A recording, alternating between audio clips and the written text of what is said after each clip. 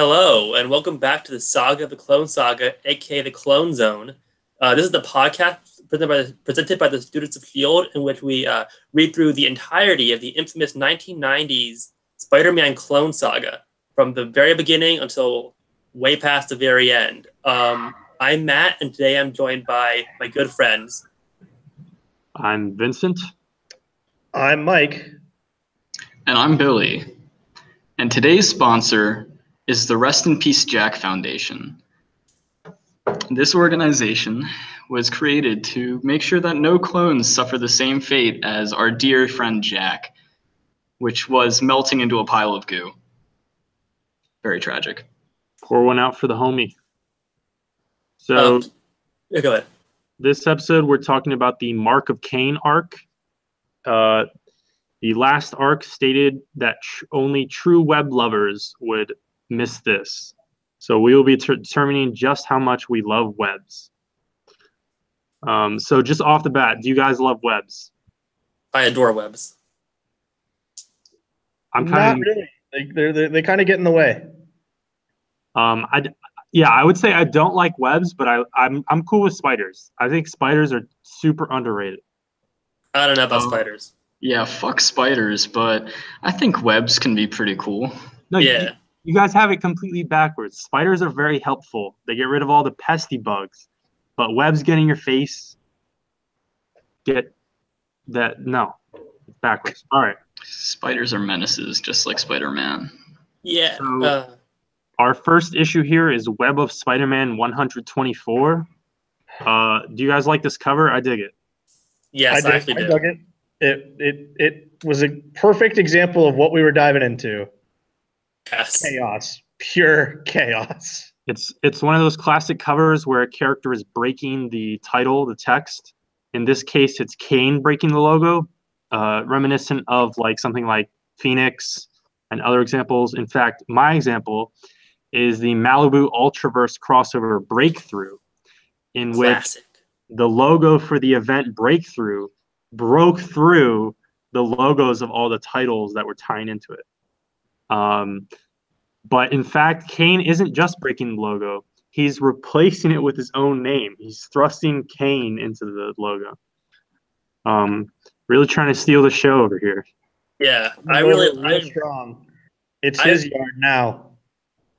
I really like this cover, and I actually really liked way too much of this story in general, but we'll get into that. Well, that's the other thing. We got a long one today, folks. This is a 5-part story, unlike the last couple episodes. So I feel like we're gonna have a lot to say. Yeah, I'm pretty surprised by that, Matt. So I'm definitely interested to hear what you have to say. Oh, like Matt, I thoroughly enjoy this. I thought this was fun chaos. So this first issue in Web of, we have Terry Cavanaugh writing and Steve Butler drawing.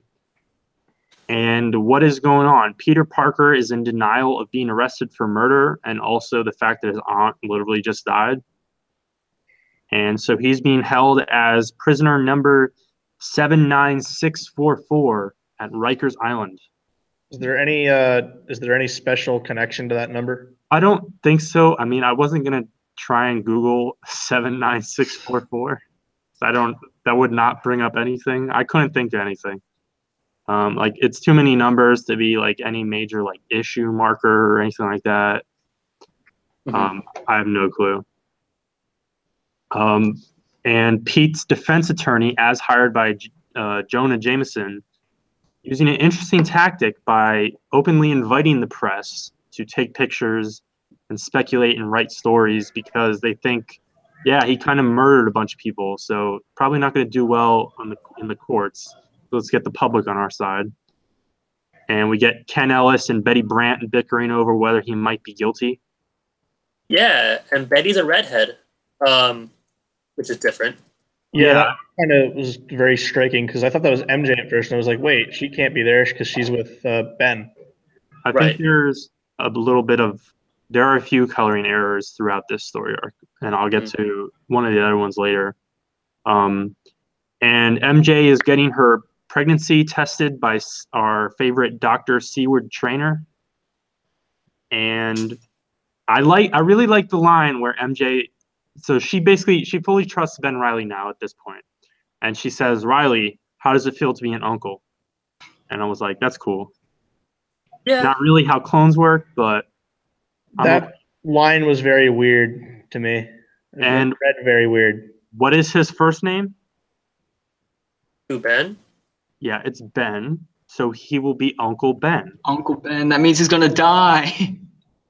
Spoiler alert! You're gonna. I mean, we spoiled that already. Hobgoblin's gonna drill his fucking glider into him and kill him. Spoilers. But the Uncle Ben stuff, like, I'm assuming that kind of like phrasing will be referenced more as we move along.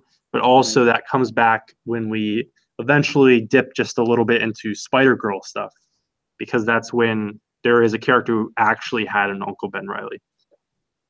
But I believe he's still dead in that canon. I think so. And Kaine now says that MJ is going to die with child, which I guess was implied earlier. But like, I don't know that Kaine's acknowledged that she's pregnant up to this point, really. I don't think so. They just wanted a cool splash page of Kaine, so you like remember who he is. Yeah. And then we're back to our third mystery clone, which so far has been showing up like in 3 pages every issue for like the last 2 arcs and doing nothing. And he finally gets to sort of do stuff this arc. And he starts off by showing up in Aunt May's house and then throwing a tantrum and destroying things. He gets his memory flash. He's a creep. He talks about how important the house is and then proceeds to like destroy part of it. Yep. What is this? We haven't addressed what the status of that house is so far. I mean, I guess there's literally been no time. Dust. But May's dead, so I don't know. Are they going to sell it? Well, are they going to move into it? Was May living in that house when she died? Because she moved out in like the early 80s or something. Yeah, wasn't she like running a boarding house or something? At least that's what she was doing like during the Todd McFarlane era. She wasn't living there as of Amazing Spider-Man 200. You know? I'm not sure. But I don't know if she moved back. Well, no, because everyone keeps going into that building, and like Kaine references like grabbing stuff from there, and so maybe she's not living there, but like I think no one else is living there, and no one is putting locks. No one's locking the doors. And when she got out of her coma in 400, I'm pretty sure they go back there instead of to Pete and MJ's. No, they do. I think you're right. That's where she dies. I think you're right. Matt, did you like this bugle scene then? Yes, I did. I seem to like every time, well, almost every time. There's another Jonah scene later in the arc that I don't like. But almost every time Jonah or Robbie show up, it's my favorite part of the Clone Saga. So yes, I definitely enjoyed this scene. Yeah, they're arguing over whether or not to report on the case because ethical. Well, their excuse is ethical complications, but Jonah just doesn't want to sully Peter's name, and he wants to bury the story. I love that. Just anytime Jonah's shown to actually have a heart underneath his gruff exterior, that's one of my favorite. I don't know, Spider-Man things. All right, and then we go back to Peter in prison. And there's like a 3-page scene, which I don't understand this at all. Apparently there's like a fire that starts in prison, and it seems to be leading to something, and then just nothing happens. It's like 2 pages that are pointless. I didn't understand this at all. Yeah, I didn't get it either. It's like there's random ass smoke and a random ass fire. Peter breaks out of his cell, which they don't really explain how he gets out of his cell, but you see him breaking into somebody else's cell by ripping it completely off of the ground and throwing it. And then these guys in like hazmat suits show up. Yeah, like it's like, what the fuck? And it's like, I guess they work at the prison and are trying to put out the fire, but they don't explain that. And then Peter climbs. Yeah, he climbs on the ceiling either way. He bends the bars to his cell, climbs in, and then bends them back perfectly, which I can tell you is not how that would work.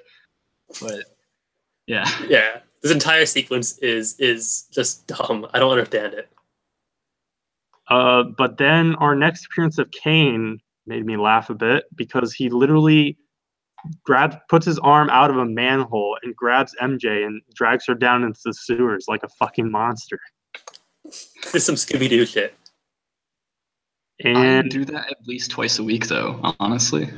Hardly, Do you- woman, you shall know me as Kaine, he says.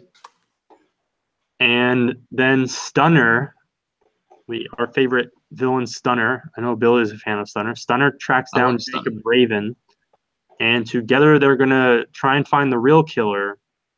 And I thought that was gonna be like an ongoing subplot, but that comes back in like the 5th issue for like 2 pages and doesn't get fully resolved. Nope. Yeah. It's hilarious.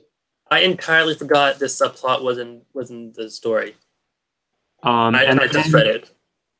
And then like I don't totally know who Stunner knows who Jacob is and vice versa, but like I guess I don't know. I want to say they did have some crossover during the Doc Ock arc, but I don't think they I actually can't remember met. if they really met or not. Yeah, I think the implication is like maybe they both read the newspaper. And found like the little weird, like the tiny segment where it's like, oh yeah, this is what Spider-Man did yesterday. Sure. But then I like the scene. It's pretty short. It's really just one thing. But MJ puts up a fight against Kaine, and she does one of those injustice stage interactions where she opens the water valve, and it pushes Kaine back. So then she escapes. Literally a cartoon.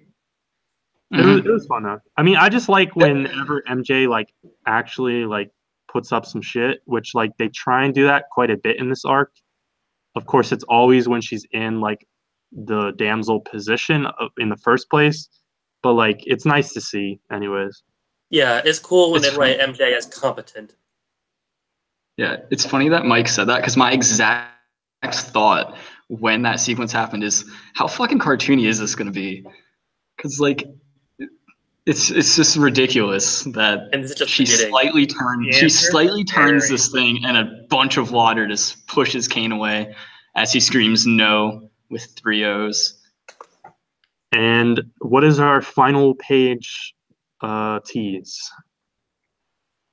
A third clone is here, Yeah. and this is where things get fun. This is where things start to pick up. This is where things get so schlocky that it goes from not being so bad, but being so bad it's entertaining. Yes. Moving into part 2 in Amazing Spider-Man 401. Remember that at one point 400 was supposed to be the end of the entire Clone Saga. How many episodes are we going to keep saying that at this point now? There's a few. A lot of people divide the Clone Saga into basically acts. And so you have like Act 1, Act 2, and you have Act 2 do-over and Act 2.5. So where are we right now, Vince? I think we're in like Act 2, maybe. So what did you guys think of this cover? I thought this cover was also pretty good. I don't. It's I fine. think okay. Listen, I think that the Spider-Man thing, like of it being his shadow, is really cool. But I think the art on Peter in this looks fucking awful. Like on this You don't cover. like Bagley? No. Yeah. No, I agree. Like, he looks like he's 50 and starving. Yeah. So the mystery clone. Oh yeah. So this is written by DeMatteis and drawn by Mark Bagley. This is kind of the flagship book. And the mystery clone claims he's the real one, but he's not. But he also acknowledges that he's not the one who married her. And like this is where like more clone confusion gets into the mix. But there's more that pops up way more later, which is when it's worth talking about. Mhm. But MJ understandably assumes it's either Pete going nuts, like he escaped prison and he's whacked out of his mind, or it's Ben just fucking with her. And then Kaine conveniently shows up and explains the complete truth. and then he starts fighting the fake, and then there's like 2 pages where it was like all that stuff happened, and there was a page, and there was like 40 captions on the page. And I don't know if you guys like got this point, but for me, I like hit a brick wall, and I'm like, holy shit, Dave Mateus, chill the fuck out with these captions. It's like night and day compared to some of the other issues, and it's like a chore.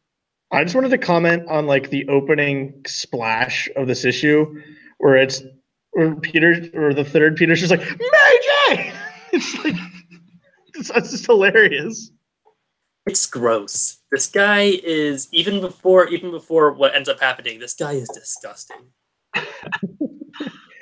The best part is Kaine shows up, proceeds to beat the shit out of him, and he ends it by taking him by the neck and smashing his face into a brick wall. That's what I want to happen to me after I read these fucking issues.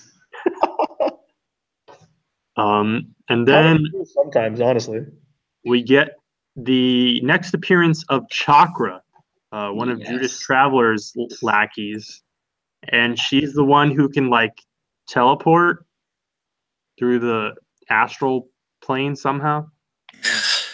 Fine. And you like Chakra? Talk about her. She delivers a message. Beautiful. She's, I guess.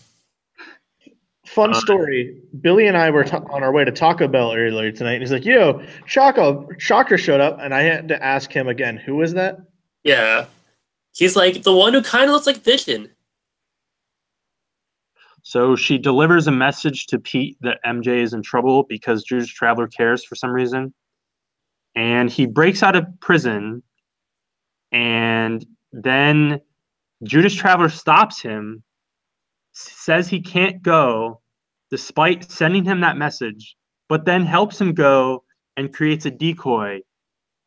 And then Scryer, the other character that makes no sense, just talks to Judas Traveler about totally nothing for an entire page. And I'm like, again, what is going on? That conversation honestly really confused me because last time we saw Scryer, he was stalking Traveler, right? I thought that they didn't know each other, but now they're stalking Kaine. Oh, stalking Kaine, you're right. Yeah, that was the triple stalking. And so also allegedly they've walked together for centuries, Scryer and Judas Traveler. So I don't know if these characters are both hundreds of years old. I can't wait for that spinoff. The irony is that Scryer wasn't in that first issue where Judas Traveler showed up at the penitentiary or whatever it was. Yeah, Ravencroft. And then MJ reveals that she has a gun, which I thought was, again, cool, showing her she's willing to fight. And then she shoots at the imposter. She's like totally down to shoot him. And then she doesn't. Well, she misses. Did she miss? She shoots the picture frame of her and her loving husband. Does she miss on purpose, or does she have bad accuracy? I thought she had bad aim. I thought she missed on towards the spider sense. Which kind of nullifies that entire point of showing her like to be worth a damn if she at like 3 feet away. This whole scene is disgusting. Also, like he comes out of the shadows in the Spider-Man costume. He takes the mask off. He's like, "It's me. It's the real Peter." Kaine appears behind him again and gets him. It's gross. Yeah, it's gross, and I love it. They used the like visual cue for him having the spider sense while like there was the standoff between him and MJ. Yeah, and I didn't understand that at all. Because Kaine doesn't set off spider senses, and like you'd think MJ wouldn't set off, but I guess it's because she has a gun. That doesn't matter. Like regardless, if you have a gun pointed at you. The way I interpreted it is, it's like it was warning him of the gun and her intention to shoot, but he trusts her or something, and so he's ignoring it. I don't know.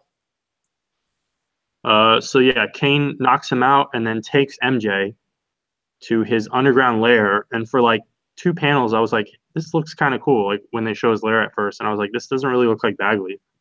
Yeah. And then the final page tease for this one is all three clones running into each other at the same time. So stuff's about to get insane. And then moving into part 3, we have Spider-Man, Adjective is Spider-Man 58. And cover-wise, I thought this was a more boring and standard cover. Not much going on. Not so much, no. And creative team here, as we've had for a while, we have Howard Mackey writing and Tom Lyle drawing it. And Tom Lyle we'll come back to. And the mystery clone basically now has the motivation that we like joked about, or like that Ben has half considered before, where it's like, I can just steal his life, like steal his house, steal his wife, steal his family. But like he was being creepy before, but this seemed really sudden for me. Like now he has this really weird messed up motivation. I don't think it's an understatement to say that he is wildly inconsistent. That's the entire thing. Yeah, for sure. And also, this specifically brings up more questions of like, how does the cloning process work? When was he cloned from? Because if we follow like the way it's supposed to work, he's cloned from like Amazing Spider-Man 139 or whatever.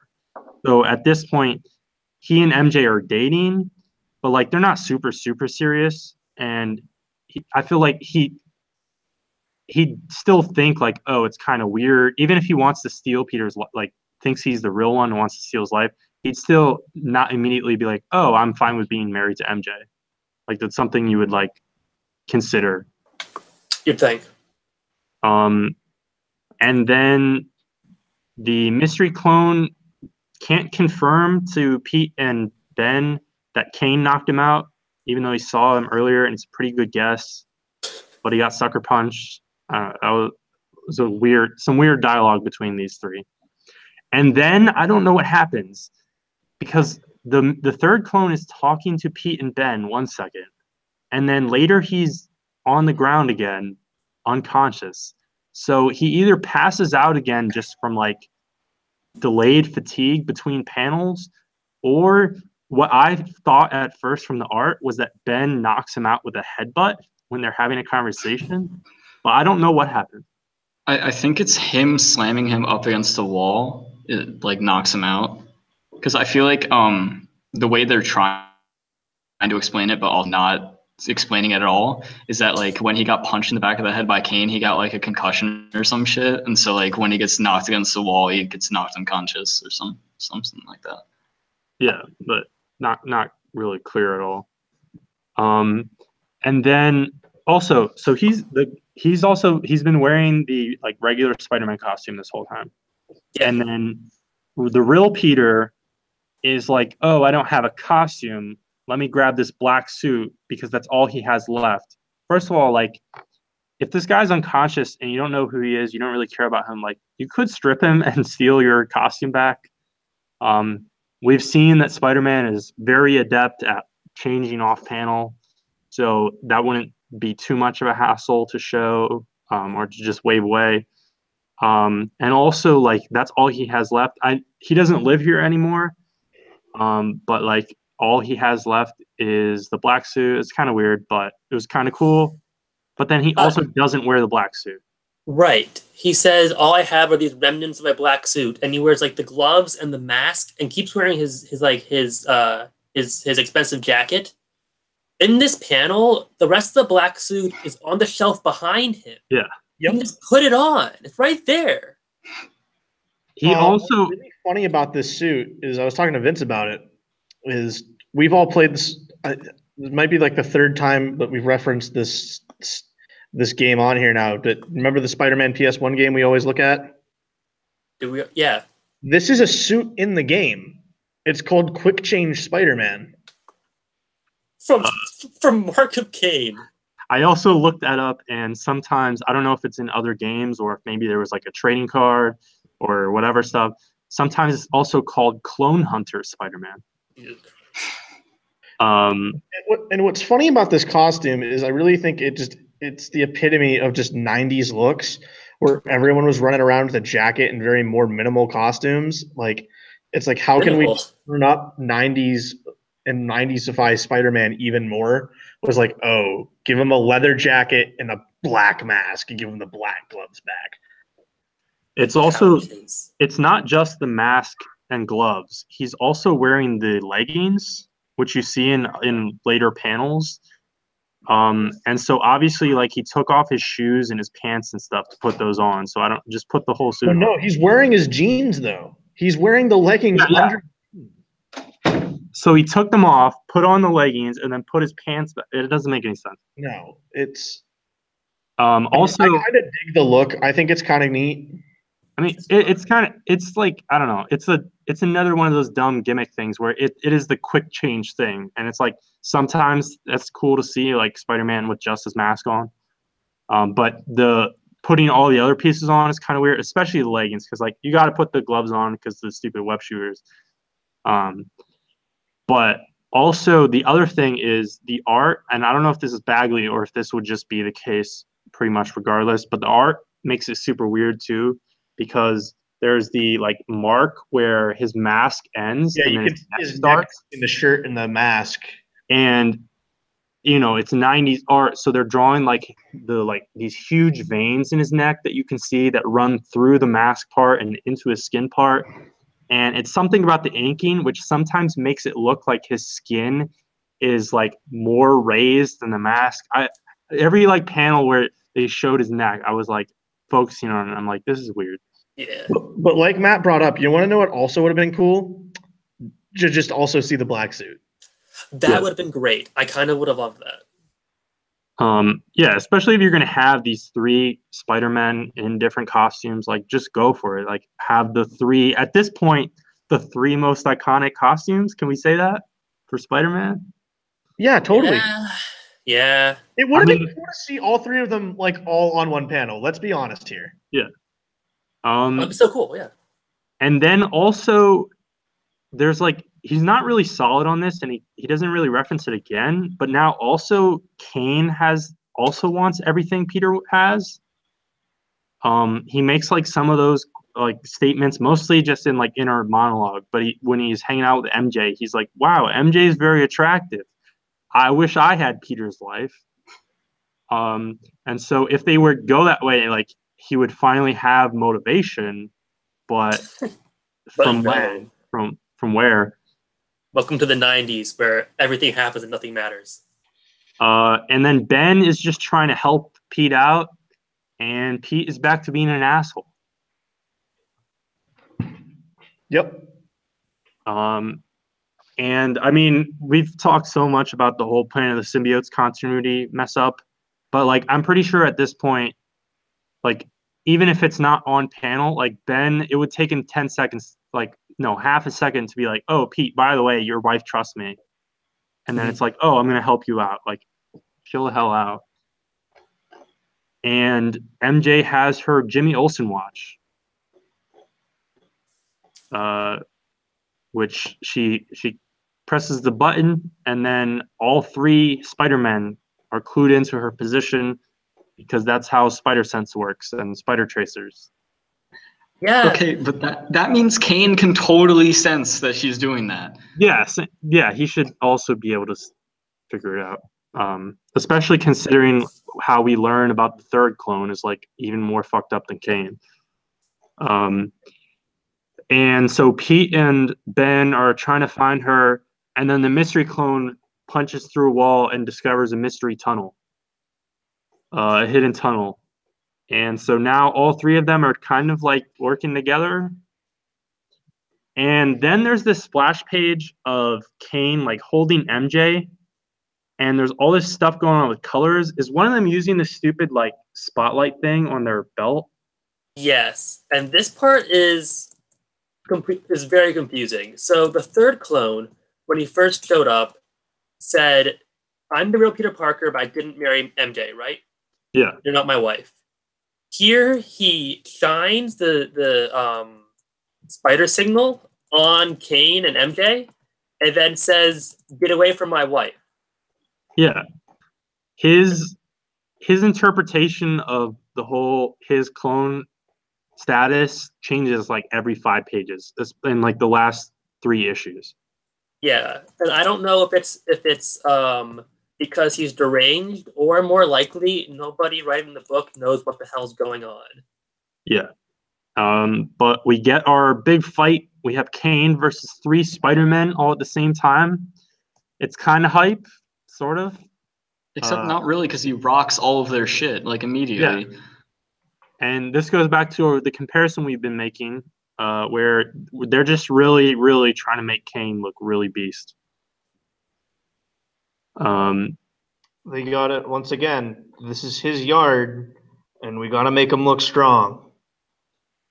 And also, there's like one line, and they never use this terminology again, but they refer to the third clone as the mysterious stranger, which I believe back like our like 3rd episode, I believe that was like the exact wording that they were using in all the weird Ben appearances before he fully revealed himself to Peter. But that doesn't come up again. And to show Kaine is strong, he takes a punch right to the jaw from the real Peter Parker. So the one who's like didn't pop out of a test tube or hasn't been like an amateur superhero. Later, Kaine also drops from like 100 feet in the last issue. Like he's just doing all kinds of ridiculous stuff. And Kaine has trouble telling apart the 3 of them, which I thought was funny. Yeah. And MJ understandably starts running off, and then the fake one follows her. But then Pete catches up, knocks him out, and MJ just instinctively knows that it's the real Peter. She's got intuition. I like this scene also. MJ, her. I mean, the womanly intuition thing is kind of dumb, but I like when he takes the mask off and he says, I may hit this mask, but it's all fine, and then they hug. I thought that was those 2 panels. I really liked that a lot. No, but I feel like the only reason they gave him that outfit is to kind of have that like thing between her and not liking the black outfit, and then it doesn't pay off at all. Because he's not in the full black outfit. It would have been better if he was in the full black outfit.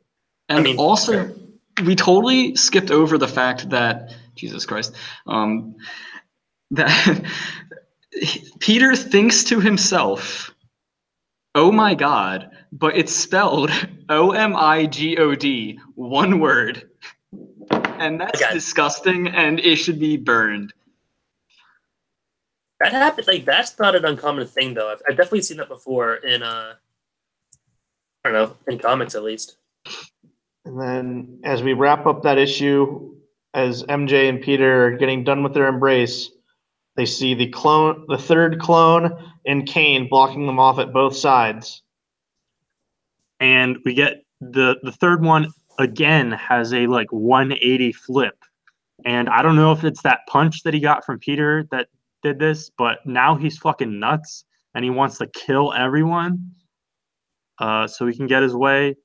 And also off panel, Kaine punched out Ben. Yeah, he's unconscious and like being held. Like I like it. I think it's a pretty good ending shot. Like, oh shit. I mean, it's definitely like oh, what the fuck's gonna happen next? Yeah. And then we get to the next issue, and I just want to say right now, this was at the part where I felt that, all right, that was 3 issues down.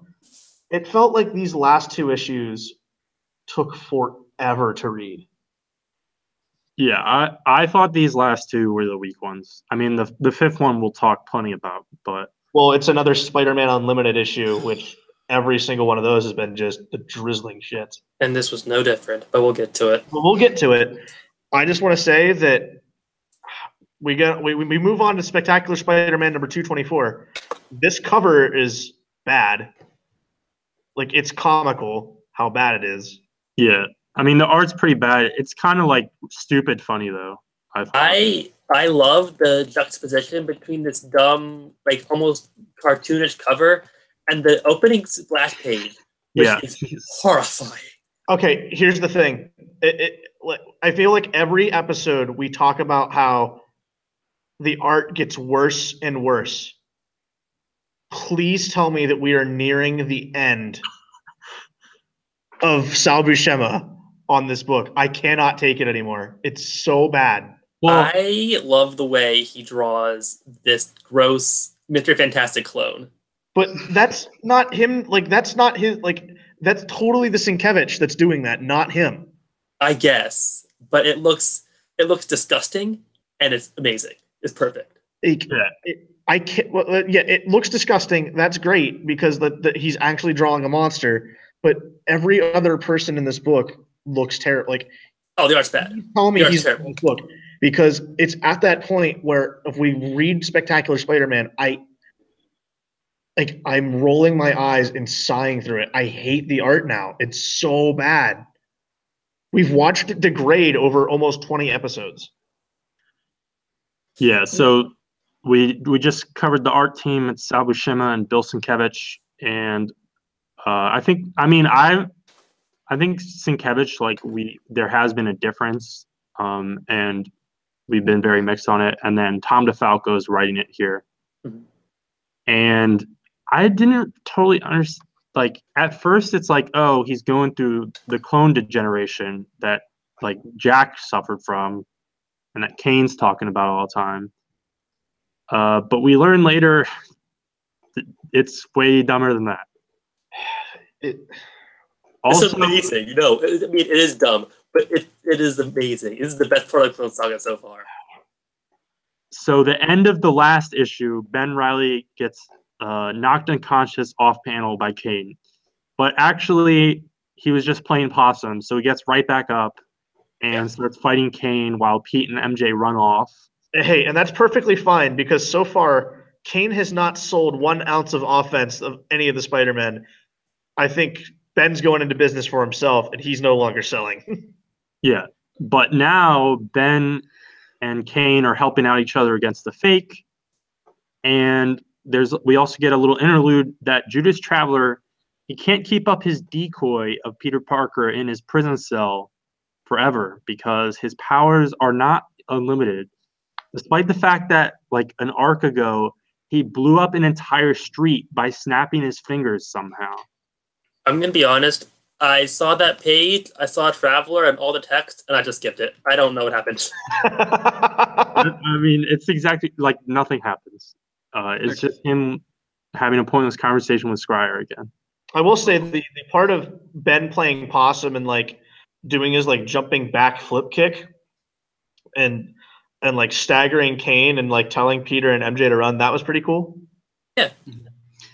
But then as he's fighting the freak monstrosity, Ben thinks to himself, I know the real Peter Parker, and he'd never commit mass murder, not even to save himself. And then in small font, he asks himself, would he? And I said to myself out loud, yes, he would. I don't think so. I don't think so. Yeah, we haven't seen Peter Parker do that kind of debauchery. No, he is a selfish prick, and he is awful. You've been making that might be true, but he hasn't committed murder yet. Yes. Yes, but he's also contemplated it multiple times in this fucking series that we've read. But I feel like we should fully illustrate that the third clone is now a giant, mutated, like, Plastic Man, Metamorpho type kaiju fucking thing. Yes, it's size every panel it's on. Drawn by Bill Sienkiewicz, and his face is changing shape every panel, and punches just, like, turn him into goo. It's so weird. It's like a combination of It's a combination of Warlock and Ms. Marvel, kind of. Yeah. And I think this is my new favorite Spider-Man villain. Oh, shut up! You know what this actually reminded me of? Like, off screen, a lot of us have arguments about certain Spider-Man artists a lot, like Humberto Ramos. You know what? I'll say it. I will read 1,000 issues of Humberto Ramos if I never have to see Sal Buscema on Spectacular Spider-Man ever again. I will say he's the one artist where I'll be, all right, give me Ramos. I would love to see him draw this character, my new favorite Spider-Man villain. I think he would render this guy perfectly.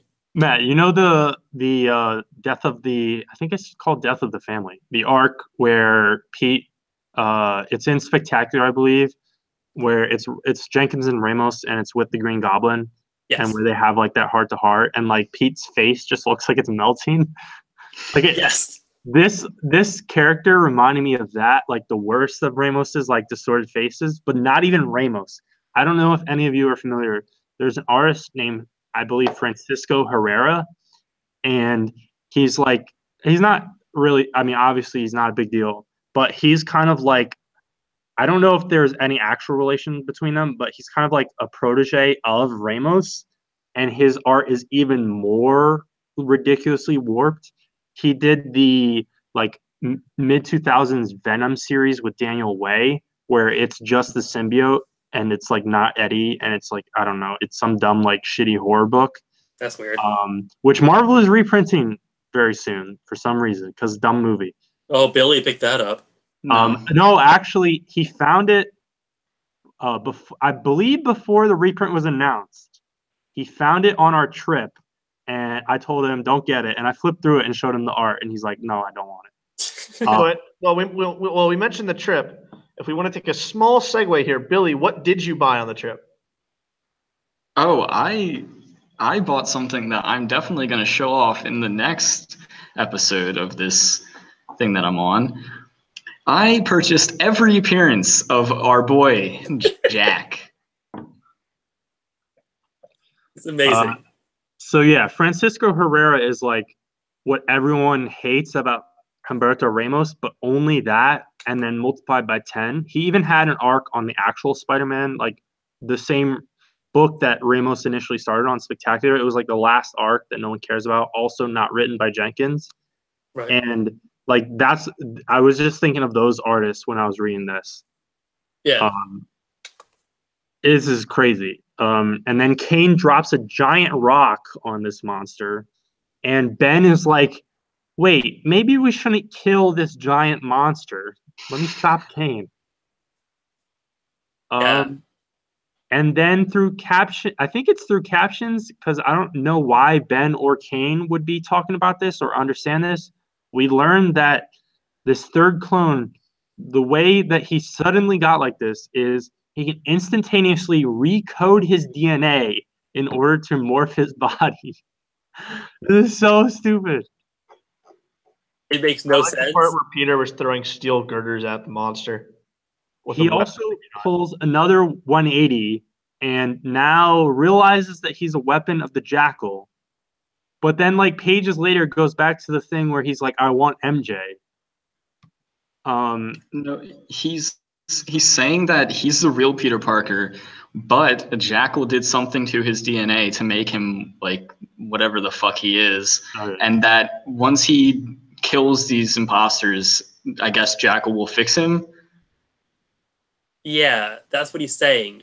I don't know how, like 3 issues ago, he couldn't remember his name and suddenly he knows all of this. I don't know where this came from, but it doesn't matter because he's gross and I love him. Welcome to the Clone Saga, where the backstories don't matter and the plots don't make sense. And then, Matt, did you like this MJ scene?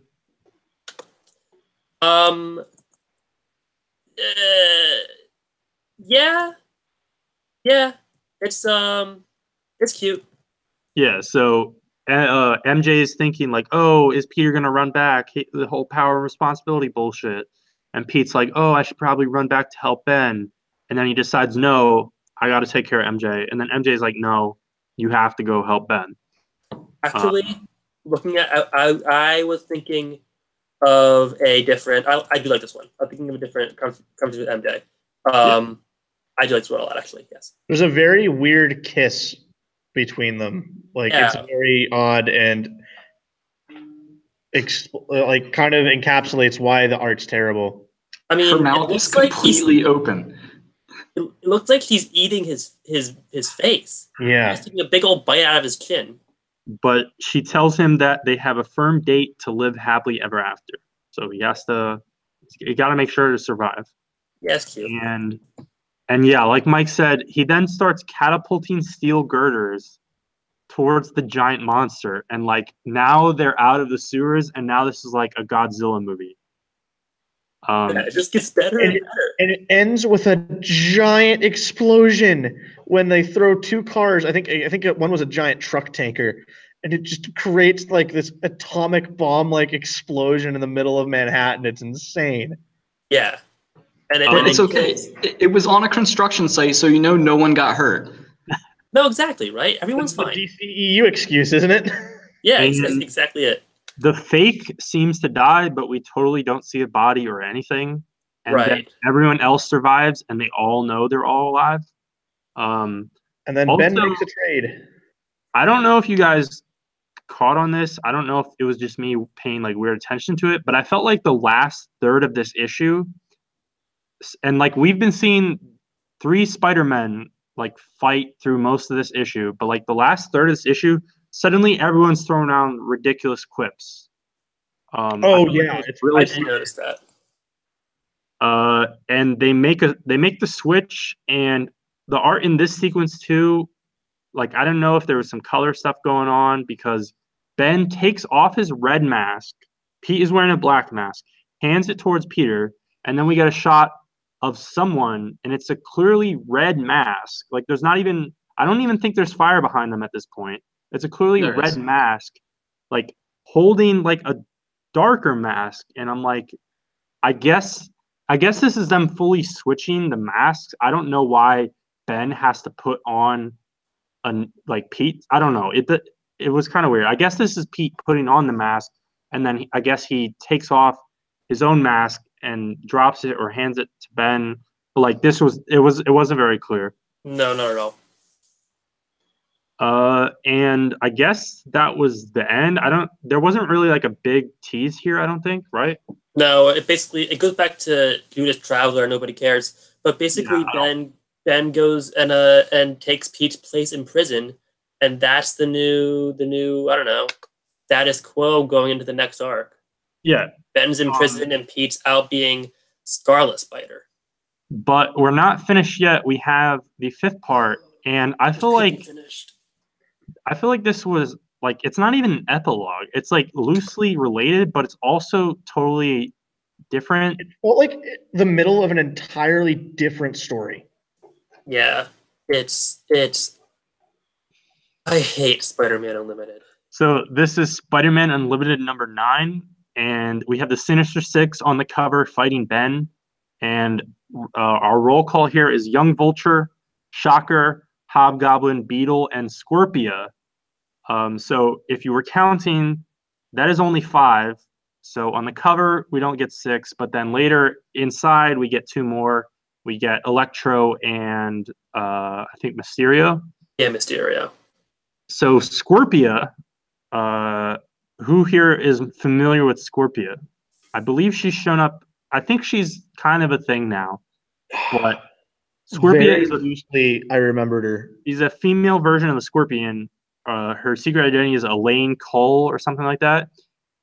This is actually her first appearance in a proper Spider-Man title. She was introduced in the Power of Terror miniseries, which was the Deathlock team-up series I totally mentioned a few episodes ago. Yeah.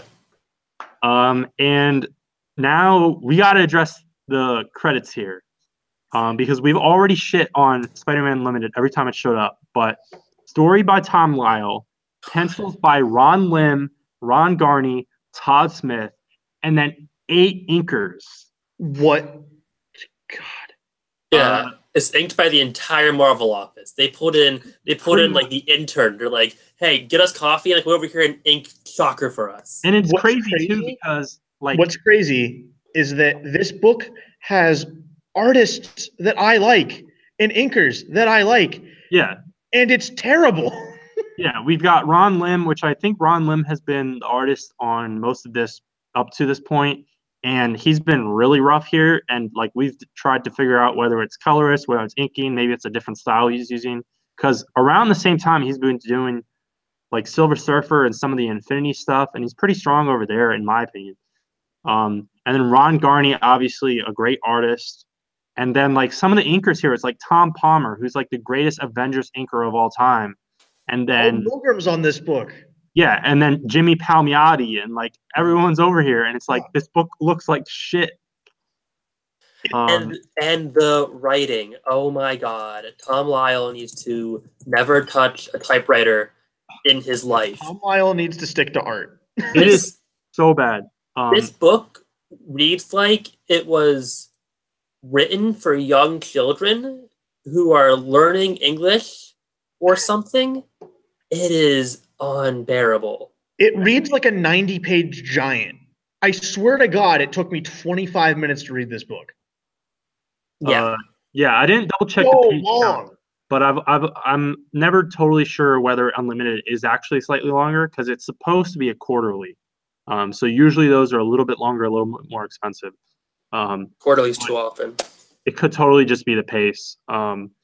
And I learned in prepping for this episode that Tom Lyle was actually promised the opportunity to write something when he was lured over from DC. And so that's what this is. And in fact, we've talked a little bit about some of the editorial shakeup when they moved from the Tom DeFalco as editor-in-chief and then to the multiple like joint editor-in-chiefs thing that was a failure. And apparently for a while, there was even some discussion of like, hey, this guy's a terrible writer. Maybe we should get him off this book. But they didn't want to. They didn't want to turn over. They didn't want to go cut in heads and everything like that. So they just kept it. Tom Lyle left drawing like 90s Batman stuff to do this. To write Spider-Man. I mean, I get it. I would totally leave 90s Batman to write Spider-Man. But No. He's not writing Spider-Man. He's not writing He's writing Spider-Man Unlimited. And he's got a very good cushy job writing Robin, who is and this is Tim Drake Robin, who's just been introduced a couple years ago and is really at the height of his popularity. I mean, and it's Spider-Man during the Clone Saga, so like, Ben Reilly. And this is Batman. We're like coming out of. Well, I don't know if No Man's Land is. I don't know if Nightfall started yet, but like we're also like but it's gonna happen. We're like at Batman at a time when Grant and Brayfogle are doing stuff. Like it's a great creative time for Batman. What's Batman? So this is the first time Unlimited is fully tying into an arc of the ongoing plot, and of course it's the conclusion of I thought this was going to be a major arc, but like nothing actually happens that much. Nope. But still, he's the first time tied in. He's concluding an arc. I don't know what's going on. This should have been like part 3. Also, it's interesting. Like, I mean, this is part of where it's like Tom Lyle was promised to be able to write. But it's interesting, not at least for the first time, it's actually relevant. Like not seeing like Tom DeFalco like plot and then Tom Lyle script. But we don't even see that. But I guess it's implied because it's the Clone Saga. So like the editors are plotting all this shit anyways. Mm-hmm. So the Sinister Six, they put it together and Kaine is killing off Spider-Man villains, which I think the premise is kind of funny. Yeah. And then of course bunches of them get into fights and then they all grab extra guns. And Vulture calls them out for it. But also, when you consider Vulture's abilities, Vulture is totally the character among these that would be most useful with a gun. Like, that's the whole thing with, like, Angel. It's like, just give the dude, like, a sniper rifle, and he's going to be popping heads from, like, 300 feet in the air. But whatever. This is still stupid young Vulture. And the operation, they're enacting Operation Kaine Kill, hyphenated. Yeah. I read Operation Kaine Kill and I had to go shut my head in the oven for a few hours. I hate it so much. Hobgoblin keeps talking about like something sectors, like space sectors that they're all patrolling and they bold it every time. I'm like, what's going on? It's dumb. But we get Electro. They say that they're in sectors, yet later we see Vulture flying over somebody else. So clearly either they're not in sectors or he's not doing his fucking job. I mean, they're kind of all. All I know is that Shocker showed up, and I love the Shocker, and he blew up Hobgoblin's computer screen. It was pretty cool. That was nice. Honestly, the coolest villain in your books is the Shocker. No, I It's mean not the a great. coolest It's not a villain great team. I love the Shocker. I love the Shocker, but he's not a great Mysterio guy. than the Shocker. We also get to see Electro skate on telephone wires like DC's Airwave, aka the best Hal Jordan in comic books. Wrong, but okay. And Pete is now wearing the Scarlet Spider costume now. When they switched from last issue, They act like this is such a big deal. he catches a glimpse of Beetle. Wait, but real quick, why doesn't he just wear the Spider-Man costume? He doesn't have it. It's all torn up. He doesn't have it anymore. Oh, Yeah, He does have that it? was on the stupid mutated thing that blew up. he can't. He doesn't have more than one Spider-Man costume. Well, somebody has a Spider-Man costume. Literally coming from the battle with Kaine back to his house. Oh, I guess he is. Okay. And he catches a glimpse of Beetle, and neither of them actually wants to fight, but of course they end up doing so. And I believe in the process, Beetle destroys the chimney. This panel is pointless. He went into a chimney. He goes, "Where'd that stupid chimney come from? It never. It doesn't do anything. He's not hurt by it. They just wanted to draw a Beetle running into a chimney, and that's the only good part of this entire book. Does this chimney destruction count on the tally of chimney destructions of Kaine's? Kaine didn't do it, but I don't know He if it didn't counts. do it. No. And Beetle and so Shocker, everyone here is hilariously inept, like we said. Beetle's last major appearance was murdering someone in the Deadly Foes miniseries, which is heavily referenced later on. And his next major appearance is as a founding member of the Thunderbolts. So when I saw him here, I knew that Deadly Foes was before this, just based on the timing. And so I'm not totally sure if his appearance here actually makes sense, because especially later on, he's shown to have like a crap load of guilt for that murder. So I wasn't totally sure if this one was in character. Not like it really matters. I mean, it's the Beetle. And speaking of Tom Lyle's writing, Pete has this moment where it's like, I mean, it's something that's been discussed before, but it's like a somewhat interesting quandary where it's like balancing the whole power and responsibility angst with actually helping people and not getting hung up on your ethics too much. And Tom Lyle just fucking shoots himself in the face trying to write this. And I was like, oh, this is like the worst writing I've read in a comic book in like a few years. Yeah, easily. It's horrendous. And the one thing that I believe will come back, maybe, hopefully, is that Pete, he's doing whatever, fighting them, and he accidentally drops his mask of the black suit, and Ken Ellis and some random cop have it now. But like they don't really question it. They're just like, oh, that's weird. So that better come back. Otherwise, I don't know what that was for. And then I liked the idea of this Pete and MJ thing. They meet up and there's a standoff because MJ's like, I've been really fucking around these past few days, so I don't know who you are, and now you're wearing Ben's suit, and so she points the gun at him, and Pete's like, oh, I know what I said when you were pregnant, and it's like, oh, and then she passes out, but then she wakes up like 2 seconds later. Just hold me. Yeah, this is the interaction I was thinking of before. It's garbage. I hate it. Yep. It's such lazy writing. It's like, It is. and it's coming from someone who doesn't know how to write a relationship. It's very like cookie cutter and contrived. And then from that scene, we cut from there back to the prison where Ben is now in jail in Peter's place. And what I love is is Ben's suit is green, his prison jumpsuit's green, and then the immediate next page it's white. Yeah, that's more top quality artistic team on this issue. Also, the Scarlet Spider on the hoodie, the spider's supposed to be in the middle. Mm-hmm. Multiple times on the hoodie, it's like off to the right. Mhm. I don't know how you can make a mistake that bad. It's called being bad at your job. That's what it comes down to. But then I thought it was funny. Ben makes a call from prison, and he's not Peter Parker, so he has to look up his own phone number in the Yellow Pages, which was kind of funny. Yes. And he calls them, and it goes straight to answering machine, and they're totally just listening to it. Like, I understand her perspective, but like they could have totally picked up the phone.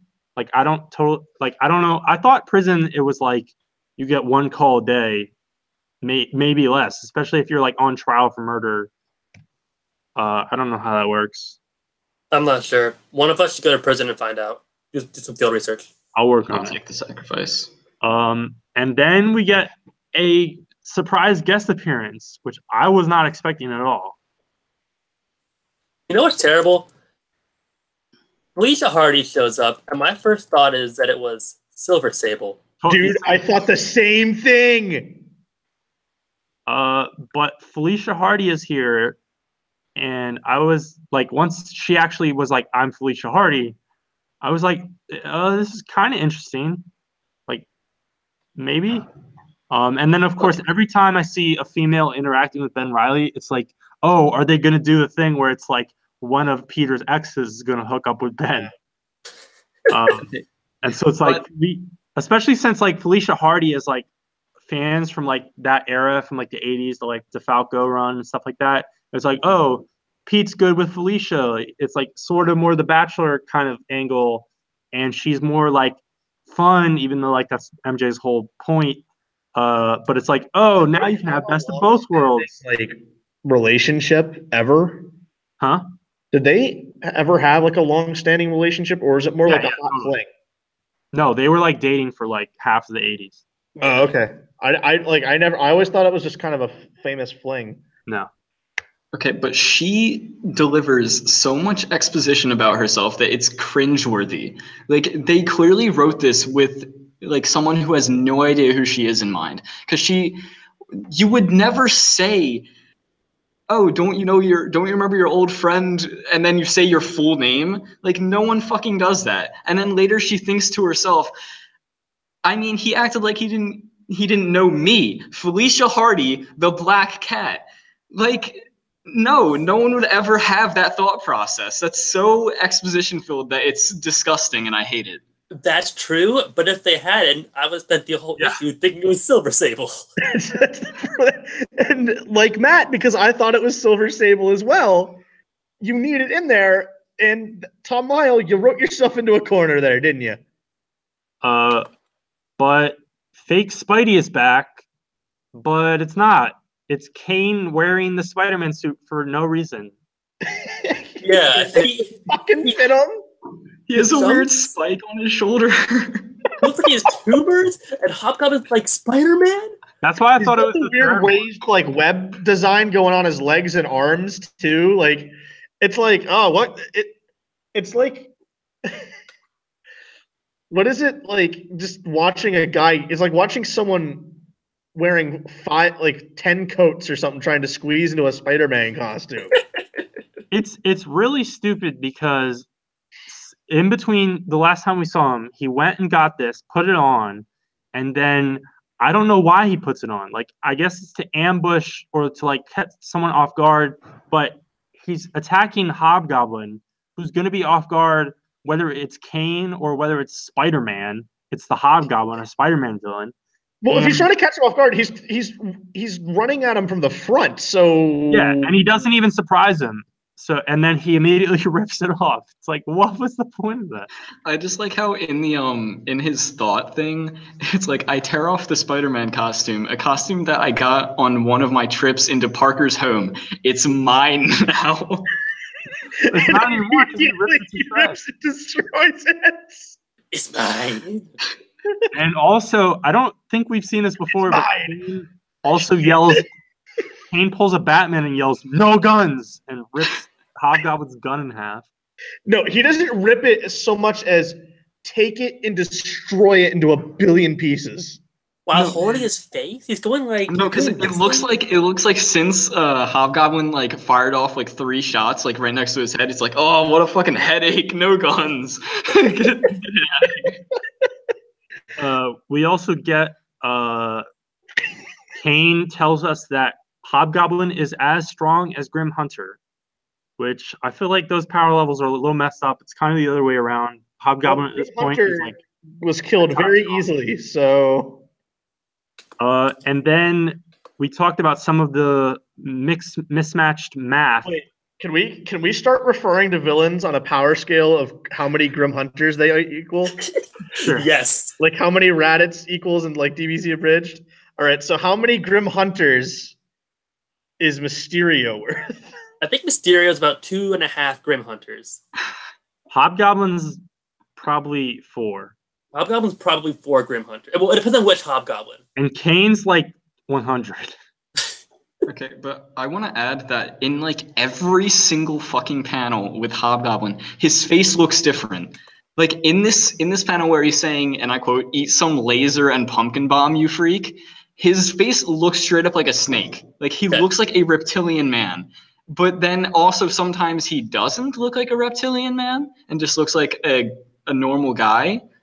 Like his nose straight up disappears for that panel, and it's another thing that I think is disgusting and should die. A little bit where he had no nose. He's supposed to look like the reptilian dude because it's all weird now with like tied in with Demogoblin or whatever crap. Tom McFarlane did some of that, and then they tried to fix it. It doesn't make any sense. And then it's just the arc inconsistency. And then all the villains show up and they start fighting. Well, all the villains start fighting Kaine, and he totally holds them off. So Kaine in this story arc has held off 3 copies of Spider-Man at the same time, and then 7 B-tier Spider-Man villains at the same time. 5 B-tier Spider-Man villains and Scorpio. Yeah. And MJ started saying "we" instead of "I," which also like she starts doing it and then she acknowledges it like towards the end. I felt like that kind of came out of nowhere. And as she's doing that, Seward Trainer, he has the results for her pregnancy tests, but we don't. And then he tells them to her, but we don't know what the fuck they are. Yeah. She's worried about something, but I don't know what. We also get a reference here, an editor's reference, that in Electro's reform didn't last too long. And that's referencing to Adjectiveless Spider-Man 40, which was the Light the Night arc in 1993 from DeMatteis and Klaus Janson. I don't really know anything else about it. It didn't last long. That's all we need to know. And also this big ridiculous fight between the Sinister Seven, Kaine and Ben or whatever. It's Pete. Oh yeah, Peter. This is the Bugle's biggest photo op since Maximum Carnage. Yeah, they just name dropped the title of a story. Like it's called Maximum Carnage in canon. That was really stupid too. I don't know. It was awesome. And also that's totally fake. Like there have definitely been giant Marvel events between these. Like Planet of the Symbiotes, maybe? Planet of the Symbiotes. Yeah. Well, did that even happen? Infinity Gauntlet. Pete gets to try out Ben's gimmicks, which he literally calls them gimmicks. But I mean, that's also what the word means. Wait. Infinity Gauntlets happened, right? Yeah, it should have. I think Infinity Gauntlet's 94. Yeah, then that was a huge, half the universe died. Well, yeah, but also kind of got ignored, retconned within the story itself. And then Mysterio, like the last time we saw him, he kind of gets to be the A-tier villain among this crowd. He messes with Kaine and makes him see Pete as Hobby and vice versa, but then like Kaine thinks Pete is dead, whatever, stupid Mysterio illusions. Yeah. And then the issue kind of just ends. Everyone gets away. No one goes to prison. No one dies, even though there's like a very ominous caption at some point that is like, it's raining, it's a day for death, and then no one dies. Okay, hold on. I don't want to say no one dies because they shoot a whatever this vulture missile thing and a very large pumpkin bomb at this building, take off an entire floor of this building, and what Peter has to say about it is, "Oh wow." As if that's not a residential area, and people totally died in that explosion. Yeah, I mean, people died, but for the context of the plot, nothing actually happened. And then I'm pretty sure at some point we skipped it because nothing actually happens. The Stunner and Jacob Raven subplot finally resurfaces, but Yeah, it comes for whatever. page. Nothing happens. We totally skipped the Seaward trainer calling MJ having information, and then we don't find out what that information is. No, we talked about that. We did? Uh, I just totally spaced out then. And then the finale of this story arc in this issue is MJ knocks on Felicia's door to talk about something. Well, and Scryer gets some of the genetic material from my new favorite Spider-Man villain, who definitely needs a name because I'm not going to keep calling him that. Yeah, So I'm sure he's going to come back, and I'm very excited. I believe he does. This might be Spider Side, but I might have that mixed up. Oh, but Spider Side, never mind. I hate him.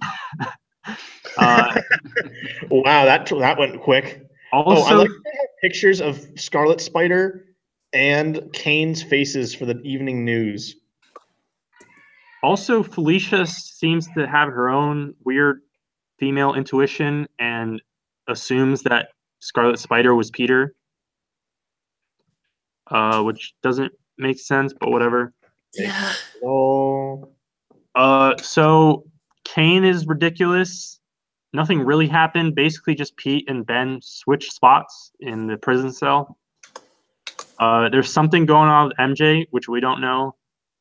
And the sales are actually fine and increasing. You all should be glad to know.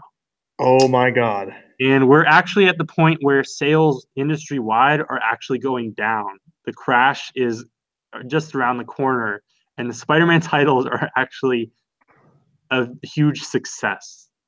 If the sales are, if this book is still doing well, It's increasing. I don't want to. God, it's only gonna get worse, isn't it? I feel like we got to be nearing that point where it's going to hit that wall and just plateau, right? Plot-wise, for sure. I mean, well, we've kind of already got there, but I will see if there's any really relevant sales stuff as we go along. Yeah, for sure. I think But what we're learning is that the plummet of the comic book industry that happened there is not because of bad comics, but rather the people lost their taste in comics and decided to support the terrible ones like the Clone Saga. that's totally part of the case. I'd say it's 50% people having shitty taste and buying a million copies of Youngblood #1, and it's 50% people buying another million copies of Youngblood #1 and never opening it because they thought it would be worth $1 million in 10 years. That is how the industry crashed. What year are we in? I think we're still in 95. What month? I don't know. Mid 95, I'm pretty sure. But that's pretty much this episode. Next episode, we will be continuing the actual plot, sort of, hopefully. And then the episode after that, we'll be checking in on a really cool character, Green Goblin. Which Green Goblin would this be? Like 4, 5? Norman like that. 1, the stupid professor, or I think Harry's 2, and then stupid professor guy. So this might be 4. I think it's 4. But that will be Phil Urich, who has his own Uncle Ben. Yes. We can announce right now that for those 2 episodes, we will have a glorious guest star. And then the episode following that, we will also have another guest star. So tune in for that, and thanks for watching. Bye. Bye-bye. Take care.